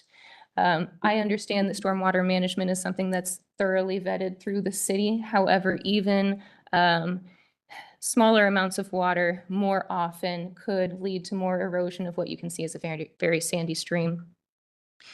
An additional concern of the citizens is the 7 new large high to medium density apartment complexes that have gone into our area in the last 5 years with no improvements to street width, sidewalks, or city amenities. A shared use path is 4 to 6 years away, so long as funding remains. Columbus leaders support the call for housing diversity in all neighborhoods. Currently, in a 1-mile radius from this location, there is an imbalance of apartments and home ownership options. There are, you can advance to the next slide, 185 homes for rent within a mile radius, according to this morning's Zillow listings. The average rent is about $1,500 to $1,600 per month, with options ranging from $900 to $3,000. Yes, I went to each of those listings and put it in an Excel document and calculated the average, median, and mode. Next slide, please. In contrast, there are currently only 58 homes for sale in the area. 48 of these homes are located in quarry trails, and the cost between $500,000 to $1 million for those properties. The other 10 homes average a cost of about $300,000 with a mortgage estimate average of $2,248. Land, it's the one thing they're not making more of. If we fill all of this neighborhood's land with apartment complexes, there will be nowhere for these residents to purchase a property and stay in their own neighborhood. As many as 48% to 50% of millennials and Gen Z by one national surveys are hoping for an opportunity to become a first-time home buyer in the next 4 years, almost there, but are hampered by home prices. The best and most appropriate land usage is important for the city, and zoning should benefit residents as much as businesses. A more suitable proposal might be out there, but one that can't be seen while this property is tied up in contract. We ask that you please choose tonight to maintain public trust over quick growth. Thank you so much. Thank you. And Anita, I'll give them the thumbs up for your slide. And the hot seat. Good evening.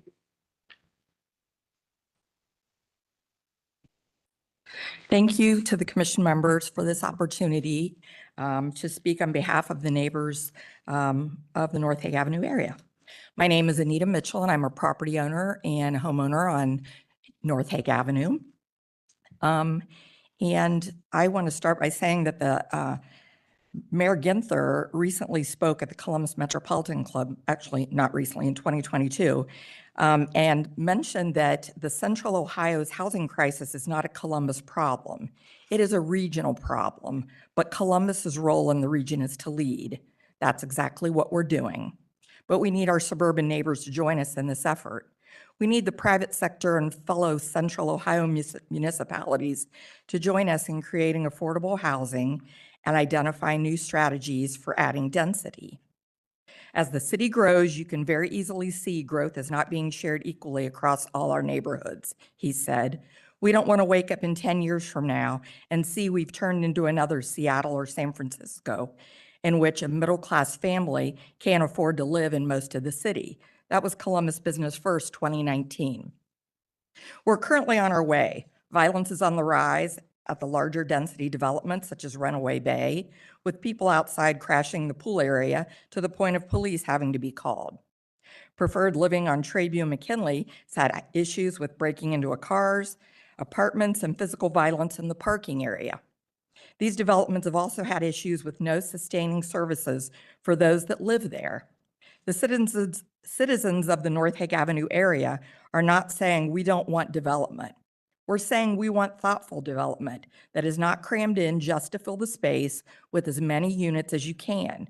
There is no transition from the massive apartments built on Trayview Road to the single-family homes that currently exist on Hague Avenue. The Hague Avenue neighbors have been asking developers to reduce the density. What about single-family homes, duplexes, townhomes? Shouldn't the current resident have some input to the quality of living over quantity of living in their neighborhoods? We want to build a sense of community with people moving in, not a sense of isolation. Each new development is an isolated cluster of people who are confined to the amenities of their development, and in most cases, a lack of. Once a development is built and leased, the developers then farm out the care and amenities of property management companies. The marketed amenities that were used to attract tenants are no longer available or in working order, yet the rent can only go up. The only sense of community that neighbors will build with these developments is the shared frustration of the ever-mounting traffic. With no transportation access, no sidewalks, no lighting, no grocery store, a shared path will mean nothing if it connects to nowhere for another 10 to 20 years. Councilman Dorans, who is asked with overseeing preservation of our legacy neighborhoods, will be working on policies to balance growth and protect neighborhood character, including a benchmark study comparing Columbus's policies to other cities. Almost there. We have an opportunity to not just be bigger, but better, Doran said, WOSU, September 10th, 2025. Our goal isn't just to build housing faster, it's to build the right kinds of housing. The choices we make now will determine whether we live up to the promise of being a city that works for everyone, not just today, but for generations to come. Please vote no on this high-density development. It's not the right transition. Thank you. You're welcome. Okay, I think we got the picture.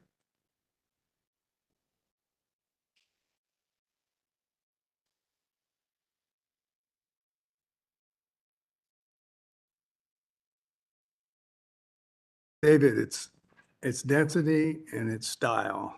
Yeah, and it's it's somewhat deja vu. And great great discussion, great thoughts and outlook from the West Iota Area Commission and the folks that live in the neighborhood, and we appreciate it. I've taken some recent criticism here with some previous cases about a perception of a lack of engagement with the neighborhood. Hopefully it's abundantly clear to the commission that in this particular instance, that is not the case. This was brought before the commission before an application was even filed with a conceptual site plan to take in feedback. So hopefully here it's clear that we have checked that box.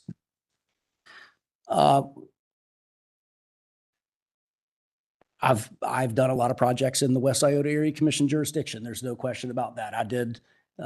We once waited for them to formally be a commission to take a project through, and that was one of them that was referenced there at Tribune and McKinley. And so I've been before that commission many times and have done many projects over there without a doubt. What we heard Ms. Cabral and Mr. Newman talk about was a proposal that's grounded in comprehensive planning. And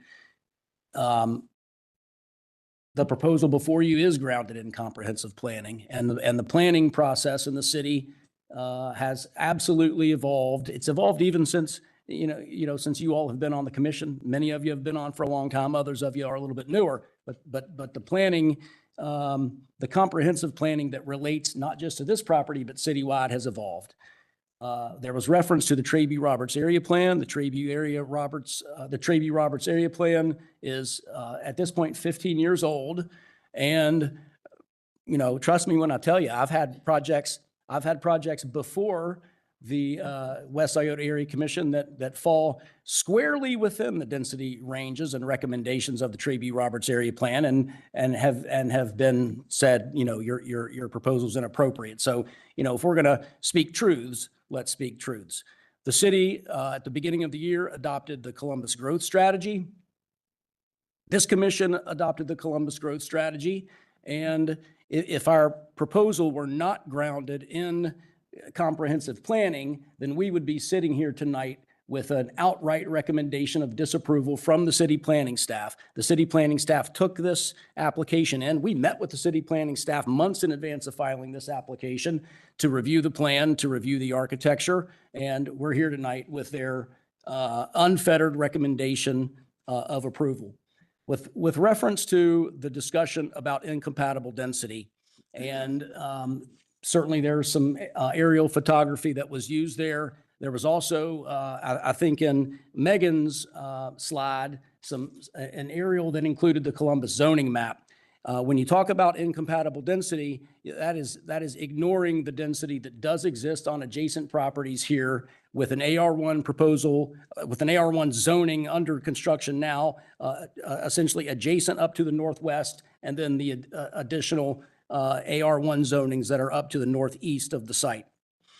So I don't think this contradicts the city's planning framework. I think this is squarely in accordance with the existing planning framework of the city of Columbus. With reference to infrastructure, and infrastructure has been a discussion here before this commission and down the street at City Council, and the existing infrastructure here is in place. There's adequate water, there's adequate sanitary sewer. The road does need to get approved. You guys see applications before you all the time where the traffic impact study's pending, or earlier the traffic impact study's going to get filed in August. Well, this one's done, reviewed, not just by the city of Columbus, but also the Franklin County Engineer's Office. And that traffic impact study concluded that road improvements to Hague needed to occur. And this developer is going to make those road improvements in accordance with the conclusions of that traffic impact study. There's lots of discussion about height. The height of this is in the 35-foot height district. When we started this process, there were variances. Mr. Ingwerson, you always, even though the variances aren't here, you note variances and how's a developer, trying to do this or trying to do that or trying to shortcut the code. No variances here. No height variance, no setback variance, no nothing. This is a straight zoning classification with an L, with a commitment to the quality that you've seen in the slides, with the architecture, with the perimeters, with the site plan, and with the landscaping. No infrastructure issue here or height issue here at all. There was a comment about one singular type of apartment product, and certainly the West Scioto Area Commission and the city in general has seen quite a bit of the same three-story walk-up type building, and you all saw some tonight earlier on the agenda. One of the things that really most struck me about this proposal and what this applicant is proposing is the variety of product.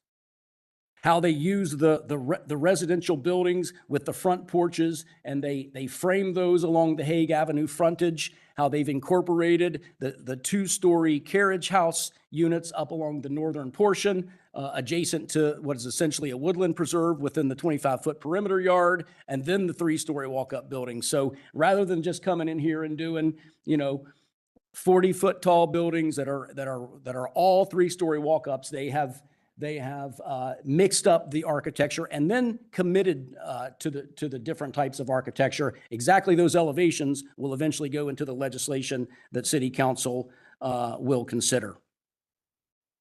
So I don't think this application should have been stopped in its tracks. I think that this application is thoughtful, does meet the existing planning parameters of the city. And if we go back to the city's staff report, the last sentence in that is my favorite sentence of all of it. First of all, it's a recommendation of approval, but the last sentence says, the proposal also meets the city's objective to provide more housing in all neighborhoods throughout Columbus. A couple other things I want to mention with reference to stormwater management.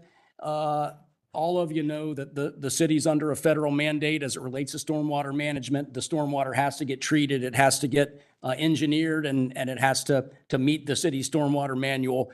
Often what happens when you come in and do a development to a current standard and now a 2026 standard, you end up improving the stormwater conditions on adjacent properties of basement floods, et cetera, because rather than just a sheet flow and absorption, that stormwater ends up getting controlled.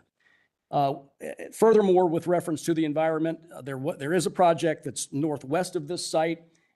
You can see our southwestern corner there that has no development on it. The city's long-term objective is to connect all of that stream corridor in a park starting up at the north and then coming all the way down through. So this provides the opportunity for the city to acquire that additional property for eventually a stream corridor trailway that'll come up along this location. With reference to the Mayor Ginther information that was put on the screen, And to me, my impression of what the mayor was saying there is that we flat have a supply issue in the city. We have a housing shortage. And so that was his commitment to Columbus doing its part to address the housing shortage, but also leaning on other townships and municipalities in central Ohio. And just so the commission knows, I don't only work in the city of Columbus. I live in Bexley. I've done 2 affordable housing developments in the city of Bexley, one on Cassidy, one on Livingston Avenue. That didn't always make me a very popular person with some of the other families in town, but that's work I believe in, and it's work that I did in the city of Bexley, and both of those went through the process and were approved. I've done multifamily work, and I'm actively doing multifamily work currently in the city of Worthington. There's an abundance of multifamily in Upper Arlington. I've done projects recently in Lancaster. I'm working in Circleville. I'm working in Chillicothe. I'm working in just about every community that there is in central Ohio. Now, it's Columbus is the biggest municipality, so it sees more of it, and it's going to see more of it just in terms of the land mass that is here. So, one of the speakers earlier said the Development Commission is in an unenviable position, and your work is hard, and I appreciate that your work is hard. My work is hard, and I'm out doing this, a couple nights a week and taking in feedback. But in terms of where we are in the trajectory of the city of Columbus with housing, in terms of what this proposal is, in terms of the Columbus growth strategy, and in terms of the willingness to engage with the neighborhood and work with the neighborhood, and then take those commitments with architecture, with landscaping, with the 11-foot shared use path along the Hague frontage, commitment to the architecture. This proposal does fit the bill. And from my perspective, I always wrap up with do respectfully request that this commission act in furtherance of the Columbus growth strategy, present city policy, and send this over to city council and let us continue this discussion with the elected officials and with West Scioto at that point in time. I don't know, Megan, if you have anything to add, or any of the other design folks. And we'll do our best to answer questions that the commission has. Questions? Yes. Dan, and also 2 of you. The report presented here references C2P2, but Columbus is working on Columbus growth strategy. Okay. That's what they're talking. All right. Okay. Now, the other one is the team. What is the difficulty going down to 15 units per acre? It's the underlying cost of the land and the economics of the deal. Trust me, we heard feedback from the commission, and the development team went back and put that into the pro forma, and in terms of the land cost, it doesn't work financially. And so, our objective was 296 units. That's the directive we have from the owner of the company, and that's what we are bringing forward. Now, one of the speakers says that the roof height is 45. Can you correct that? Is it 45 or 35? So, excellent question. The entire development is within the 35-foot height district. The city code allows building heights to vary a little bit when you step off of required setback lines. And so there are some buildings that go up to that height, measured to the midpoint, but so we are within the 35-foot height district, but we're taking advantage of the 2-to-1 step back, step up allowed under the zoning code for some of the buildings. So the tallest breezeway building is 41 feet and the tallest 4-family building is 38 feet. Is it possible to show us on the rendering? Yes. Yes. Show us where that 41 Yep. Is it hit halfway up the roof? We'll have to go back into the. Actually, you had the elevation there. Yeah, but That's more accurate than any rendering. yeah, but I want to see the actual location. Where's Carrie? He's right Yeah. We have the architect here with us. Okay. Carrick, which exhibit would you prefer that they use? Maybe just this one, and you can speak to the heights of these buildings. The site plan is just fine. So, basically the largest building by may approach the screen.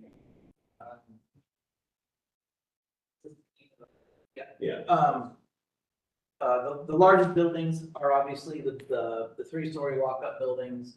And they are all, approximately 32 feet at the eave. And then, the midpoint of the roof, they're 40 to 41 feet. We made some adjustments to the roof pitch to get that. There's these two buildings right here are the buildings that are this to the setback line and have been pushed greater than 5 feet from the setback line, so 37 feet from the property line, in order to have that 41-foot height fall within the allowable zone code. What is the height on the very top right-hand corner there? No.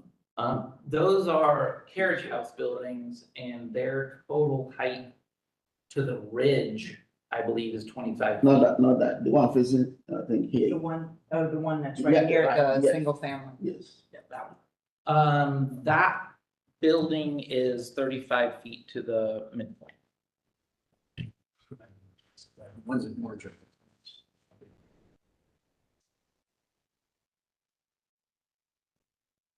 And Mr. Unwukwe, 35 feet, as you know, is the base lowest height district that is in the city of Columbus, the 35-foot height district.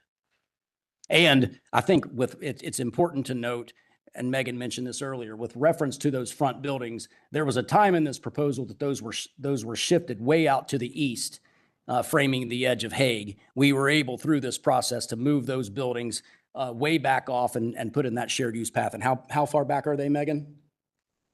They are 46 feet back from the right-of-way drop. From the edge of right of way. So we were able to set those way back, which is another unique characteristic of this particular proposal, I think.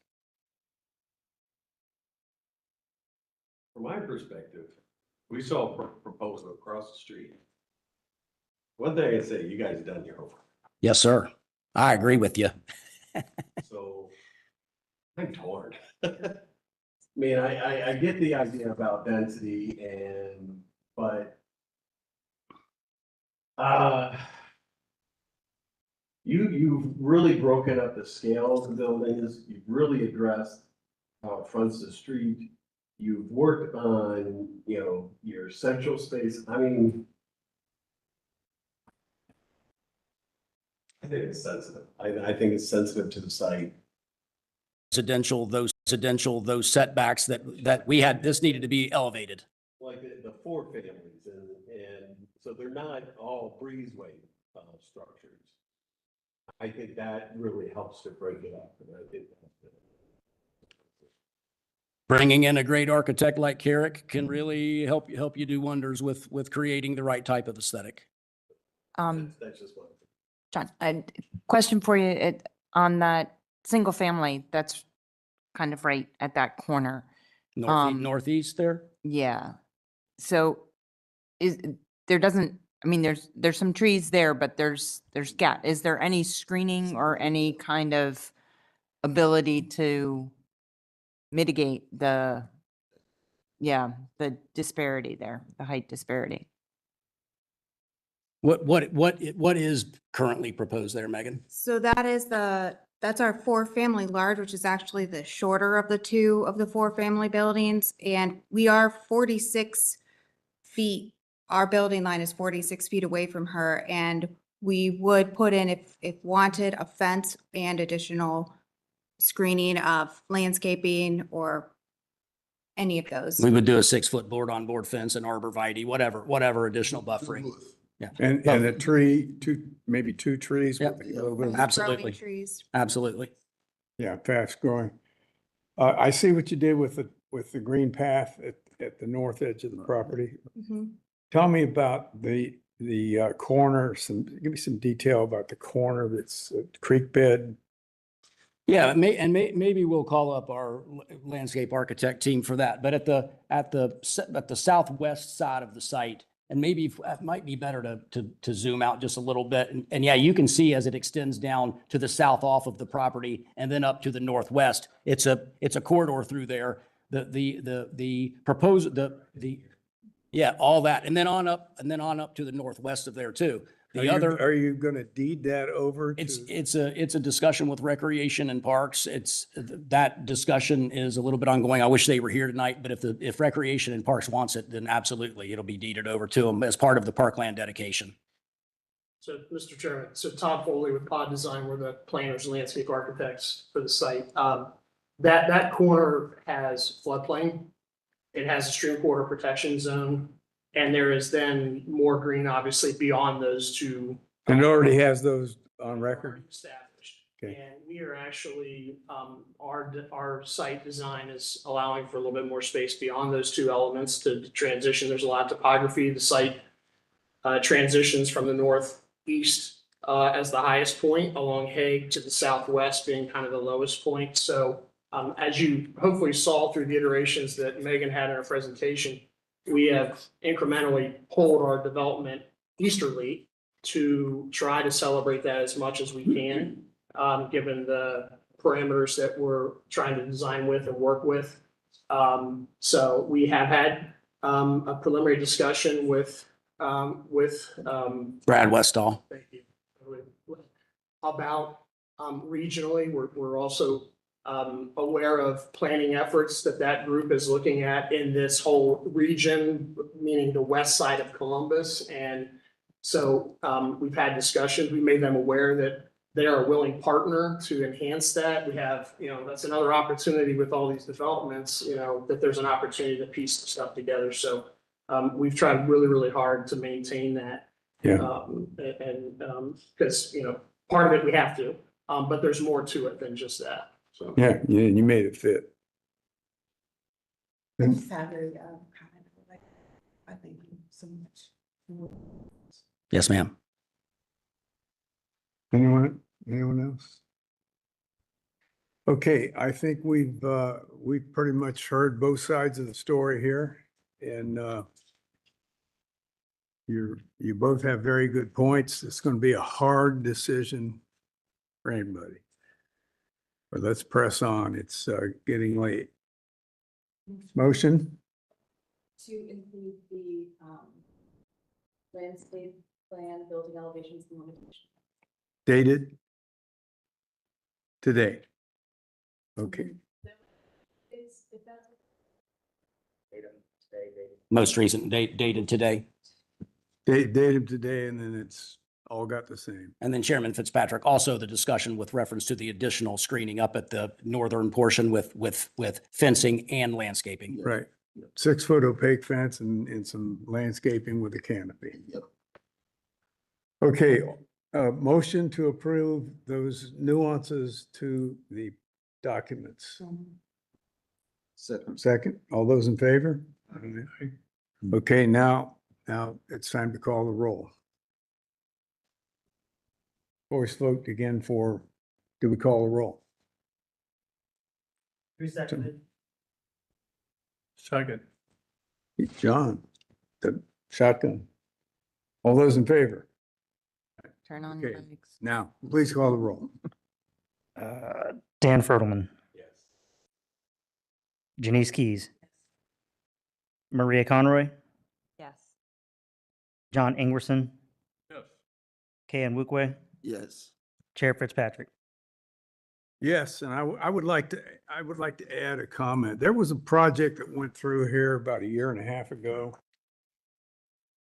that was almost proud to say we don't have to obey by the rules. This was on Old Dublin Road, 10 miles each way, surrounded by single-family homes, 4-story buildings pushed right up against the edge of the property. And we all voted no. It was too hammer-handed. That property went and made a backroom deal with the owners. nearby owners, and he avoided having to come back to a public hearing. I didn't feel real good about that. I do, as Dan said, a lot of engineering and architectural thinking went into this, and you got a lot of effect. And if I'm sitting on my patio in the back of one of these neighboring homes, if these trees are anything like what I've seen in these graphics, They are not. No. well, They are not. they're separated by 40, 50 feet. And I don't think I would be offended as those people up on Old Dublin Road that got 0. So there's been a give, and I appreciate people that come in and work with the staff, work with the neighborhood groups the best they can. Obviously, everyone would prefer to live next door to a nature preserve, but sometimes the taxpayer has a right. So you're going to go ahead. The same process will take place at City Hall in about a month. And the same comments will be made, and the city councilman will take same information and they'll make a decision. So you've had a good practice around here. And I appreciate the eloquence of all the speakers from this group. Appreciate your input. Thank you. Vote is cast. Thank you. This